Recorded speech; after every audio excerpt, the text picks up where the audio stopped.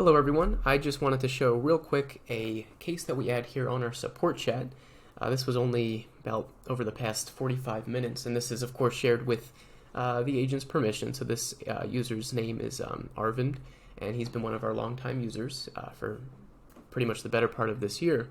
And he had a case here, as you can see. We're not going to go into the specific medications and whatnot, but he collected the client's information. He's generally very thorough from what I've collected in the past. And when he ran it through the software, it came back Moo Living Promise level. When he ended up submitting the case, it came back graded. And so the first thing he did correct is he looked at, is there a likely cause of something the client wasn't aware of, or a medication gray area? So what can we identify? Because he assumed there's a piece of information missing. This is a very good thing to do because a lot of times, at least what I see on the support chat is, the software is wrong, or my upline told me this, it came back a different way. We always have to assume in cases like this that there's some piece of incomplete or missing information, because if you're doing final expense specifically, the underwriting is pretty black and white.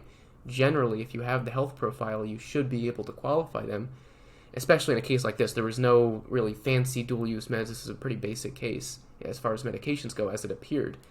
So what he did, we scroll down here, you can ask the client. They usually don't know, as I said here, but my guess was it's probably bipolar, because bipolar goes Moo graded, major depression, and the client had a few depression medications, so I figured maybe that would be it.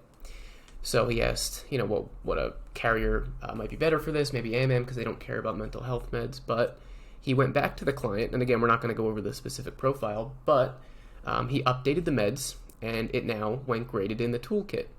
And when he was looking at, what happened with this change, because all he did was add some, antibiotics and I think one or two mental medications, it was because the toolkit asked the question about major depression. So for certain medications, I don't know specifically which one he's talking about here, but for specific medications, when you enter them into the toolkit, it'll ask you follow-up questions. So the follow-up questions for one of these medications was major depression, and then based on that, the toolkit then showed the decision that Mutual of Omaha showed when he submitted the application, which was graded. And he even came to that conclusion here that the client was off base, but because of the toolkit, as he used it, with all the medications, it must indicate major depression. So we ended up with the correct answer once we got all of the meds. Now, this is definitely not Arvind's fault. The client should have disclosed all of the medications before submitting the application. And you can see here that I kind of prompt, and in general, at least for final expense with an instant decision app, if you have someone with 3 depression meds and 2 sleep pills, as this person had, that's going to indicate major depression most of the time for a carrier that cares about that second level.